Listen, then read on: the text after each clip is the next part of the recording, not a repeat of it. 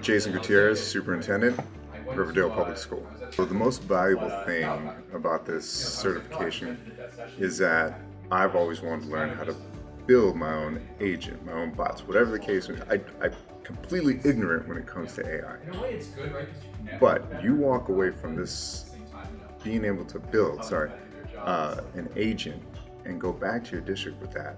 So not only are you showing a return on the school's investment, but you are making, in my case, I'd be making my life so much easier and everyone else that you work with.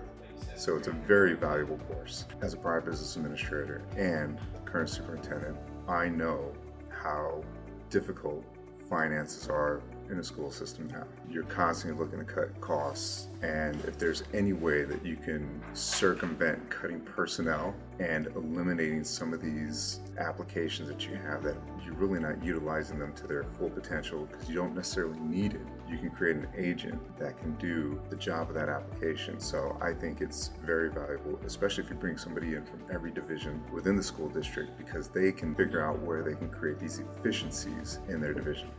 I'm looking forward to expanding my knowledge base. I mean, I was completely ignorant coming into this. I was asked earlier, on a scale of 1 to 100, where do you think you lie as far as what you've learned thus far? I think I'm at like a 30, scratching the surface. I have to say, this is exactly what I've been waiting for. This one by far is going to be the most beneficial one.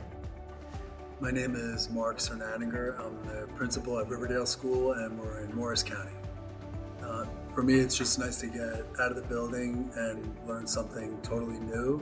Right away I have an agent I can use to help our administrative assistant do sub-planning every morning. So I already have something that is tangible that I can pull out of here and bring to my district. Yeah, like I said, it's good to get out of your building and just kind of zoom out and think about the processes that you have in place. Find areas where you can improve and speed up these tasks that are simple but take up a lot of time, where you could have the person focusing on something that's more worthwhile. So I think it's best to probably attend with at least one of your colleagues. They're going to bring a different perspective from the job that they occupy within the district or in your school. Today I was here with two of my colleagues and we're able to discuss certain things that we'd like to improve in our school. Each one of us has a different perspective that's helpful when you're trying to look at things from different viewpoints. I just want to build, at least 3 agents that I want to have the sub one perfect. I have to update the Google Sheet that I use according to the agent that I already built or that they helped us build. It told me how to modify it.